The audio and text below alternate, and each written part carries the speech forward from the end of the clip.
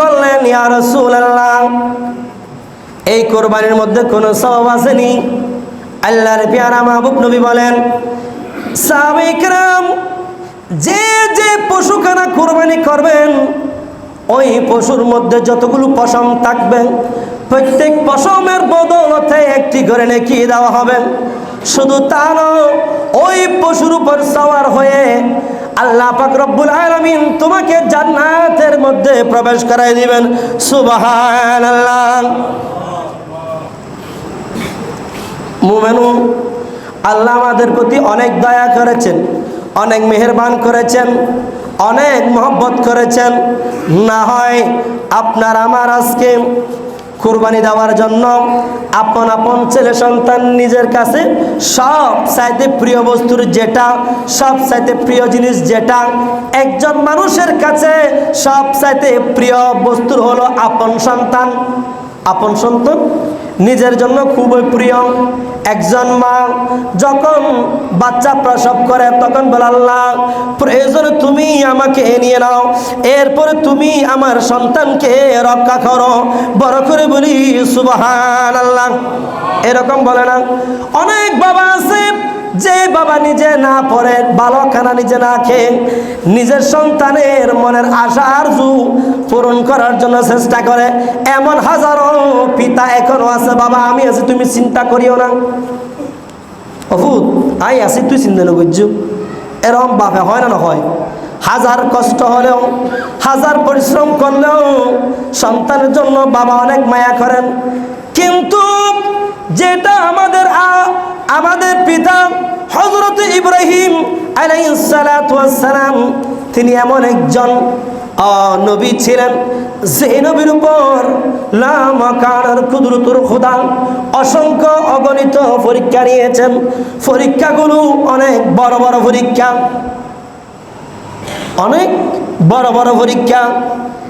যে পরীক্ষার মধ্যে, প্রত্যেক পরীক্ষার মধ্যে, প্রত্যেক ইমতিহানের মধ্যে ইব্রাহিম আলাইহিস সালাতু ওয়াস সালাম গোল্ডেন জিপিএ 5 পেয়ে আল্লাহর দরবারে উত্তীর্ণ হয়েছেন। আলহামদুলিল্লাহ। আল্লাহ পাক রব্বুল আলামিন আমাদের বাবা ইব্রাহিম আলাইহিস সালাতু ওয়াস সালাম জাতি পিতার নাম কি? ইব্রাহিম। আদি পিতার নাম কি? আদম আলাইহিস সালাতু ওয়াস সালাম। এগুলো জানা দরকার। এখন মাদ্রাসার বইয়ের মধ্যেও ওগুলো উঠাই দিয়েছে। মাদ্রাসার বইয়ের মধ্যে ওগুলো নাই। এখন বাংলা প্রাইমারি স্কুলের বইয়ের চাইতে নিকৃষ্ট করে দিয়েছেন মাদ্রাসার বইগুলো। তো আমরা যারা আলিয়া লাইনের, যারা মাদ্রাসার হুজুররা আছি, আমরা কোনো ধরনের প্রতিবাদ করতেছি না। কেন করতেছি না? যদি আমার এমপিএ ভুক্ত বেতন বন্ধ হয়ে যায় তাহলে তো শেষ, আমার প্রিন্সিপালগিরি চলে যাবে সঠিক ফতোয়া দিলে। না হয় একটা মাদ্রাসার বইয়ের মধ্যে নাচানাচির ছবি, নাচানাচির শিক্ষা দেওয়ার কোনো প্রয়োজন আছে?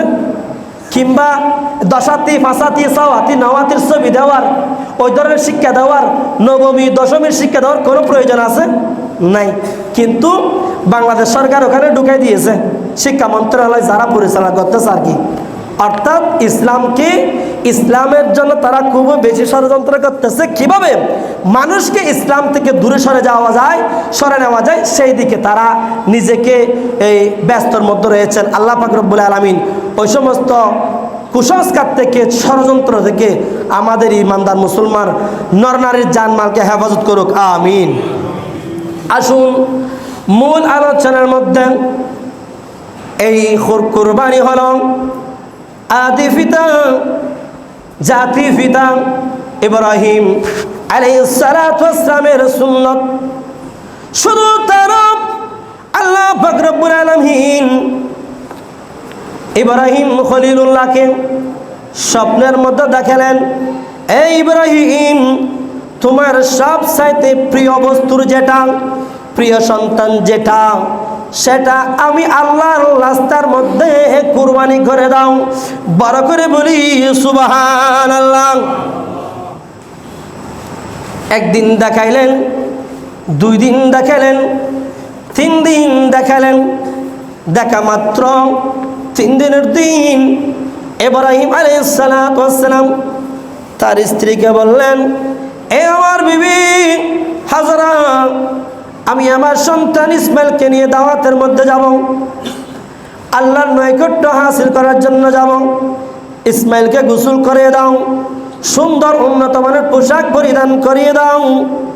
এই কথা বলে যখন ইব্রাহিম আলাইহিস সালাতু ওয়াস সালাম যাওয়ার সময় একটা চাকু নিলেন, তলোয়ার নিলেন, আর একটা রশি নিলেন।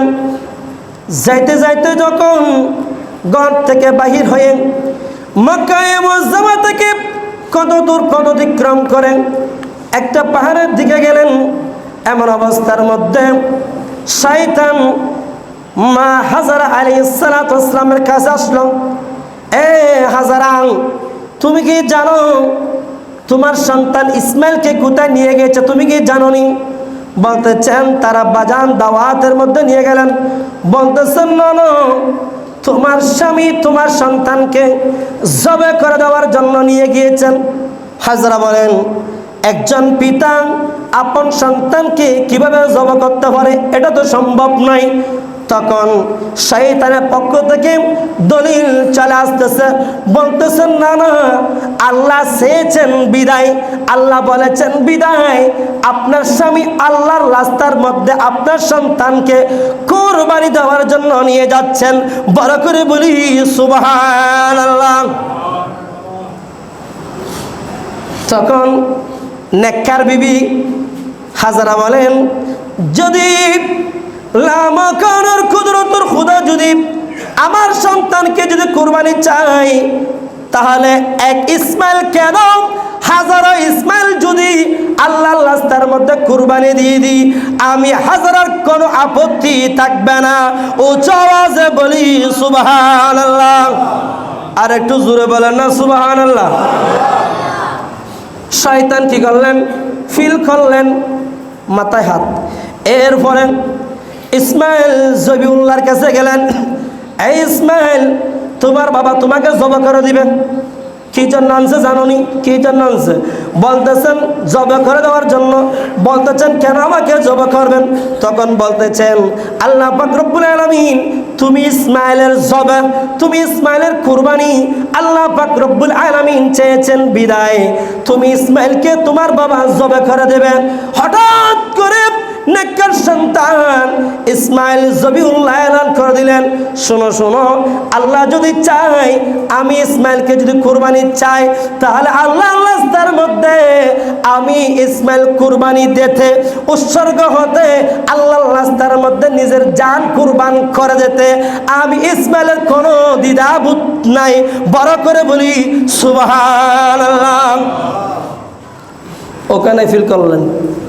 তৃতীয় নম্বরের মধ্যে ইব্রাহিম আলাইহিস সালাতু ওয়াস সালামের কাছে গেলেন।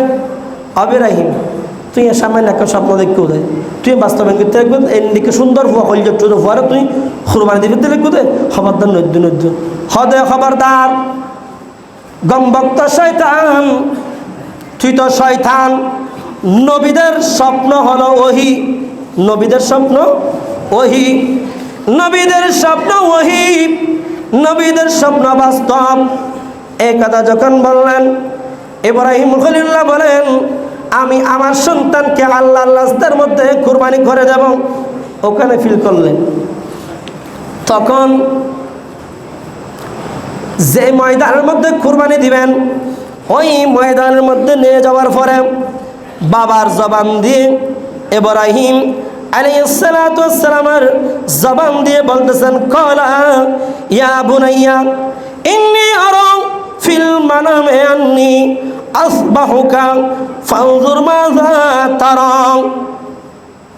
হে আমার সন্তান, আমি স্বপ্নের মধ্যে দেখেছি আমি ইব্রাহিম তুমি সন্তানকে আল্লাহর রাস্তার মধ্যে কুরবানি দিয়ে দেব, আল্লাহর রাস্তার মধ্যে তোমাকে জবে করে দেব। ক্বালা, এখানে তোমার মতামত কি? নেককার সন্তান বলল, ক্বালা ইয়া বাতি ইফআল মা তুমারু। হে আমার পিতা, আল্লাহ তোমাকে যেটা আদেশ করেছেন, তুমি ইব্রাহিম তোমার আদেশ তুমি পালন করতে থাকো। উচ্চস্বরে বলি সুবহানাল্লাহ।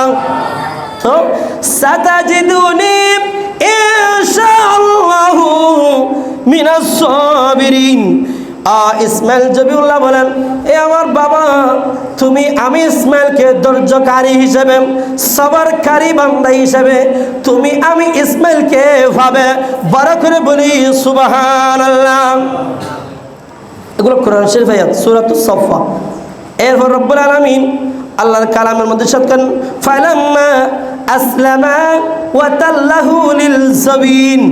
পিতা এবং পুত্রের মধ্যে যখন কথোপকথন হলো, কথাবার্তা হলো, সন্তান ওয়া তাল্লাহু লিল জাবিন, জবিনের মধ্যে শুয়ে গেলেন জবাব দেওয়ার জন্য। জবিনের মধ্যে শুয়ে গেলেন। শুয়ে যাওয়ার পর সন্তান বাবার কাছে আবদার করলেন, হে আমার বাবা, আমি ইসমাইলকে জবাই করার আগে আপনি 3টা কাজ পালন করুন।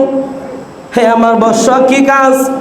বাবা, সর্বপ্রথম আপনার হাতের মধ্যে যে রশি রয়েছে, ওই রশি দিয়ে আমি ইসমাইলের হাত এবং পা গুলো একটু বেঁধে নিন, যাতে আমাকে জবাই করার পর হাত পা নাড়াচাড়া করতে করতে আপনি বাবার শরীরের মধ্যে যাতে রক্তের ফুটা না পড়ে। বড় করে বলি আলহামদুলিল্লাহ। দ্বিতীয় নম্বরের মধ্যে, বাবা, আমার চোখের মধ্যে পাট্টি দিয়ে বেঁধে ফেলবেন, কাপড় দিয়ে চোখগুলো বন্ধ করে দিবেন। কেননা যাতে আপনি বাবার চোখের সাথে আমি ইসমাইলের চোখ না পড়ে। হয়তো চোখে চোখ পড়ে গেলে ছেলে সন্তান, ছেলে বাবা, মাতা পিতা এবং সন্তানের ভালোবাসা, বাবা সন্তানের ভালোবাসা চলে আসতে পারে, মোহব্বত চলে আসতে পারে, যাতে করে আপনার ইবাদতের মধ্যে কোনো ধরনের বিঘ্নতা না ঘটে। সেই জন্য আপনি বাবা আমার চোখগুলো ভালো করে বেঁধে দিন। সুবহানাল্লাহ। মুমিনুন এমন অবস্থার মধ্যে ইব্রাহিম আলাইহিস সালাতু ওয়াস সালাম যে একটা চাকু নিলেন, যে একটা তরবারি নিলেন, তরবারি দিয়ে ইসমাইল জবিউল্লাহকে জবাই করবেন। এমন সময়ের মধ্যে আল্লাহর আসমানের ফেরেশতারা, আসমানের ফেরেশতারা, জমিনের ফেরেশতারা সবাই হাউমাউ করে কেন্না দিচ্ছেন, ইয়া আল্লাহ। আল্লাহর দরবারের মধ্যে 2 হাত তুলে দিলেন। 2 হাত তুলে দিয়ে আল্লাহর দরবারের মধ্যে ফরিয়াদ করতেছেন, আল্লাহ, এই বিদ্যার প্রতি আপনি দয়া করুন, এই বিদ্যার প্রতি আপনি দয়া করুন। এমন একটা তরুতাজা সন্তান, এমন একটা বালককে কুরবানি দিয়ে দিচ্ছে। আল্লাহ, তুমি এই ইব্রাহিমের প্রতি দয়া করো, রহম করো। আসমানের ফেরেশতা, জমিনের ফেরেশতা, গাছপালা, তরুলতা সবাই আল্লাহর কাছে ফরিয়াদ করতেছেন। বড় করে বলি সুবহানাল্লাহ। এমন অবস্থার মধ্যে 2 ফুট দূরত্ব ইব্রাহিম আলাইহিস সালাতু ওয়াস সালাম চাকু দিয়ে ইব্রাহিমের গর্দান গলার মধ্যে ছুরি চালাবেন। এমন সময়ের মধ্যে ছুরি দিয়ে ফুস দিলেন। ফুস একটা দিলেন, 2টা দিলেন, কাটা যায় না। ইব্রাহিম খলিলুল্লাহ একটু রাগ চলে আসছে। যখন চাকুখানা নিক্ষেপ করে দিলেন পাহাড়ের দিকে। চাকুখানা কি করলেন? নিক্ষেপ করে দিলেন, মালা দিলেন। নিক্ষেপ করার পর ওই চাকুখানা গিয়ে আরবের জমিন ওখানে পাথর, বড় বড় একটা পাথরের মধ্যে পড়লেন। পাথরখানা ওই তরবারির আঘাতে 2 টুকরা হয়ে গেল। বড় করে বলি সুবহানাল্লাহ। ইব্রাহিম আলাইহিস সালাতু ওয়াস সালাম ডাক দিলেন, এ চাকু, এই ছুরি, সামান্য ইসমাইলের গর্দান তুমি কাটতে পারতেছো না, আর ওইদিকে তুমি পাথরখানা 2 টুকরা করে দিলেন। ওই তরবারি থেকে, ওই চাকু থেকে আওয়াজ আসতেছে, ইয়া মুরুনি ইব্রাহিম খলিলুল্লাহ। আল্লাহ পাক রব্বুল আলামিন লা মাকানের কুদরতুর খুদা, যিনি আপনার স্রষ্টা, জলিলুল্লাহ, ওই জলিল আমাকে তো কাটার জন্য নিষেধ করতেছে, আপনি খলিলুল্লাহ কাটার জন্য আদেশ করতেছ। আল্লাহ মাকানের কুদরতুর খুদা না কাটার জন্য আমি চাকুকে নির্দেশ দিয়েছেন। উচ্চস্বরে বলি সুবহানাল্লাহ। আর ওইদিকে জিবরাইল ফেরেশতা, জিবরাইল আলাইহিস সালাতু ওয়াস সালাম, আল্লামা হাজার আসকালানী রহমতুল্লাহি আলাইহি শারহ বুখারীর ব্যাখ্যার মধ্যে, আল্লামা বদরুদ্দিন আইনি বুখারীর ব্যাখ্যার মধ্যে তিনি বর্ণনা করতেছেন, একদিন আল্লাহ রসুল জিবরাইলকে বলতেছেন, এ জিবরাইল, আল্লাহ পাক রব্বুল আলামিন তোমাকে যে শক্তি দিয়েছেন, যে পাওয়ার দিয়েছেন, তুমি এই শক্তিগুলো পৃথিবীর জমিনের মধ্যে তুমি কয়বার ব্যয় করেছ? সুবহানাল্লাহ। তখন তিনি বলেন, আমার শক্তিগুলো পৃথিবীর জমিনের মধ্যে আমি জিবরাইল আলাইহিস সালাতু ওয়াস সালাম 4 বার প্রয়োগ করেছি। সুবহানাল্লাহ। কয়বার? 4 বার। এগুলা কখন?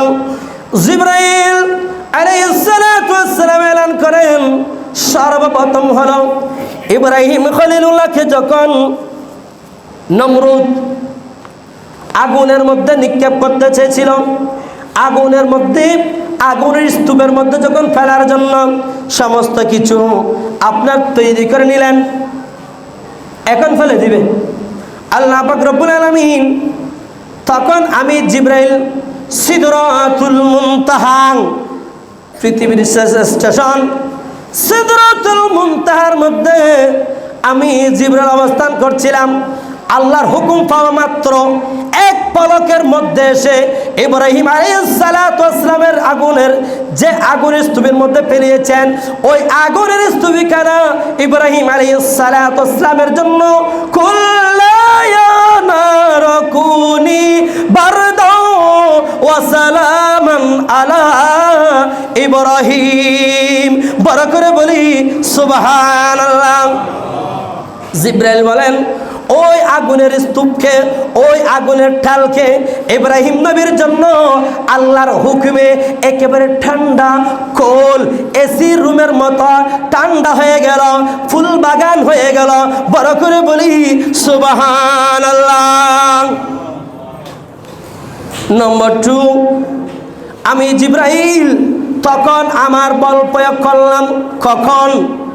যখন ইসমাইল জবিউল্লাহকে ইব্রাহিম খলিলুল্লাহ জবে দেওয়ার জন্য জবিনের মধ্যে শুয়াই দিলেন, ওয়াতাল্লাহিল জবিন, জবিনের মধ্যে যখন শুয়াই দিলেন, ওই সময়ের মধ্যে আল্লাহ পাক রব্বুল আলামিনের হুকুম পেয়ে আমি এত বেশি দৌড় দিলাম, এত বেশি তাড়াতাড়ি চলে আসলাম।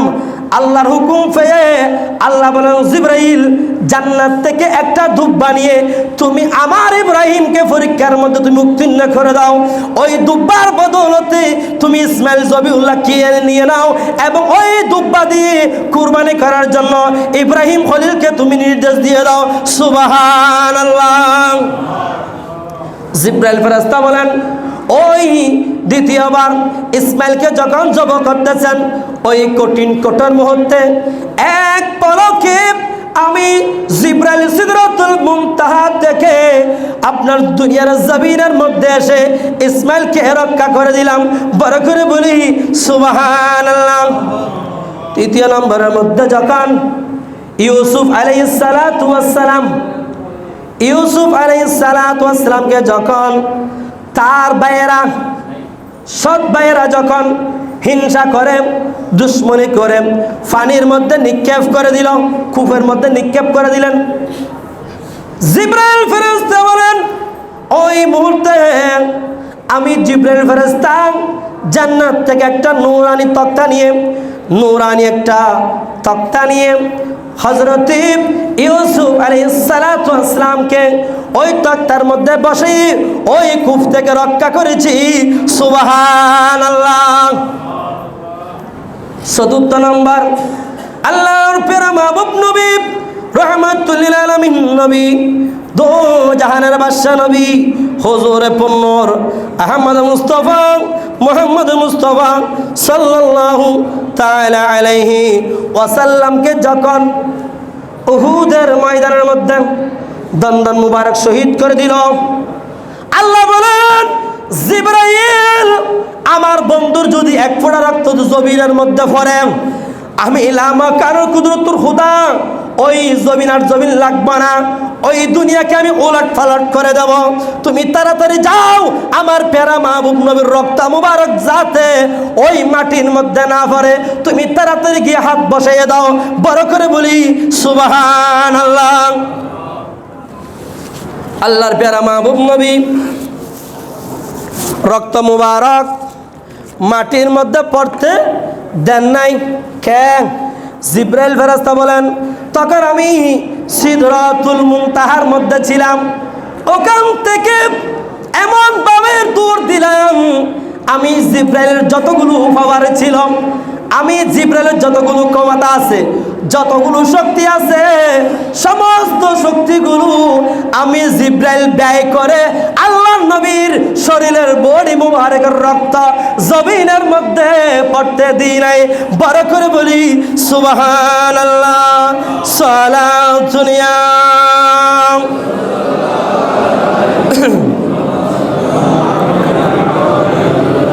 जग में जब आए मोहम्मद इस्लाम जिंदा हो गई, जग में जब आए मोहम्मद इस्लाम जिंदा हो गई, बुतों ने सबका कलमा पढ़ा, काफिर मुसलमान हो गए।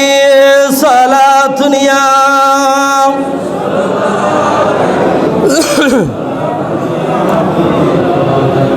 তাহলে আজকের আমরা আলোচনা করেছি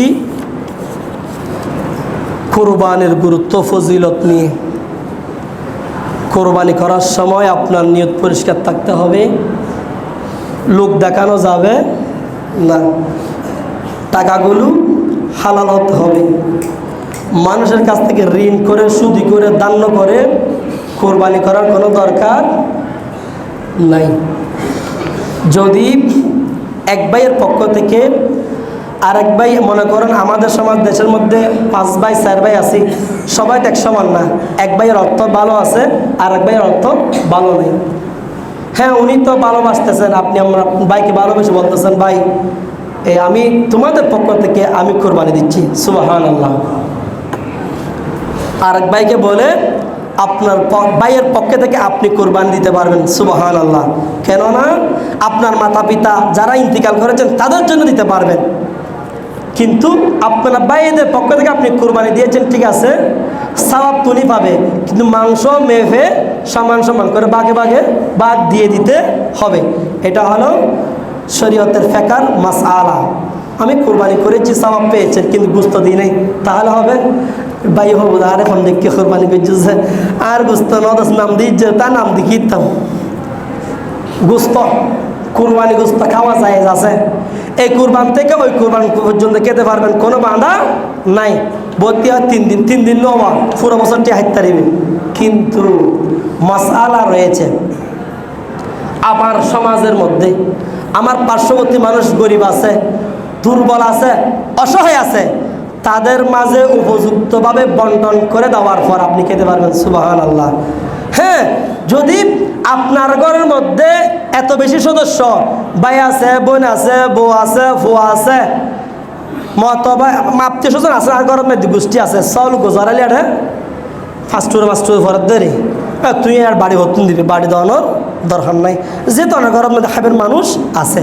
কিন্তু যাদের উপযুক্ত দমদৌলত আছে, আর খান সাহেব আছে, আজি সাহেব তারা আছে, আর মতলি সাহেব তারা আছে, এটা নজিমার তো ব্যাগুম পয়সাওয়ালা আছে, দেখি না গরিব মানুষ খুব সামাজিকের মানুষ, কিন্তু পয়সাওয়ালা আছে, কিন্তু এখানে সামান্য গিয়াদের গিয়ে হলো, কিন্তু ক্যাঙ্গার হইতে না।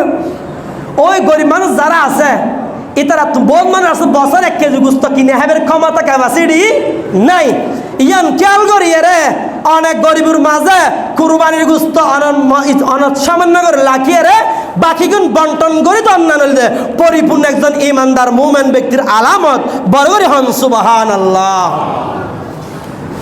দি চাই দন তৌল চাই মন, আল্লাহ এনার দন দি দৌলত দি অনেজাতে বান্দার প্রতি আহসান করিবেন। আল্লাহ যে মানুষের প্রতি আহসান করছি, ওই বান্দাবের প্রতি আইল আমাকার কুদরতুল খুদা আহসান করেন না। আয় খুদার মধ্যে ফরজ হয়েছে কি ডর করে হম সুবহানাল্লাহ। যে বান্দাল্লাহ আল্লাহ আছে আর এখন কিছু আছে না নাই। যাক, এরপরে সময় শেষে কি কিছু প্রশ্ন আসে আতুন প্রশ্ন কিনা আগামী শুক্রবারে জবাব দিই, যেহেতু সময় সংক্ষেপ। আগামী শুক্রবারে হ্যাঁ, কারো যদি কোনো প্রশ্ন থাকে আমাকে বলবেন, কিন্তু আমি সাথে সাথে প্রশ্নের জবাব দেব না। আজকে প্রশ্ন করলে আমি আগামী জুমাতে আপনাকে প্রশ্নের জবাব দেব।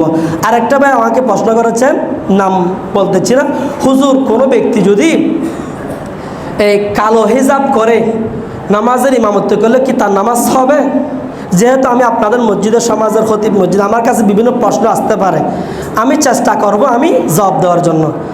যদি কোনো ইমাম যদি দাড়ির মধ্যে হেজাব করে, কালো রং লাগিয়ে নামাজের ইমামতি করলে তার পিছনে নামাজ পড়া দুরুস্ত হবে না। আমি আপনাদের আমামদের কথা বলতেছি না, আমামরা মুসল্লি, এটা লাগানোটা হারাম। কিন্তু একজন ইমামের ক্ষেত্রে, একজন খতিবের ক্ষেত্রে ওই সমস্ত ওগুলা কালো রং করে এই রঙিন হওয়া ওগুলা ভালো না। ঠিক হাদিসে পাকের মধ্যে রয়েছেন, আবু দাউদ শরীফের হাদিসের মধ্যে রয়েছেন সুস্পষ্টভাবে আল্লাহ রাসূল পাক সাল্লাল্লাহু তাআলা আলাইহি সাল্লাম দাড়ির মধ্যে চুলের মধ্যে কালো রং করতে নিষেধ করেছেন। হ্যাঁ, ওই রং করতে বলেছেন লাল রং কিংবা হলুদ রং করার জন্য আল্লাহর প্যারা মাহবুব নবী হাদিসের ভাষায় ইরশাদ করেছেন, বিশেষ করে মেহেদি। আপনি মেহেদি দিতে পারেন, কিন্তু কালো রং না লাগার জন্য আমি অনুরোধ করতেছি। আর কোন ইমামে যদি কে কালো হেজাব করে নামাজ পড়লে তার পিছনে নামাজ পড়লে নামাজ দুরুস্ত হবে না। আর অনেক প্রশ্ন আছে।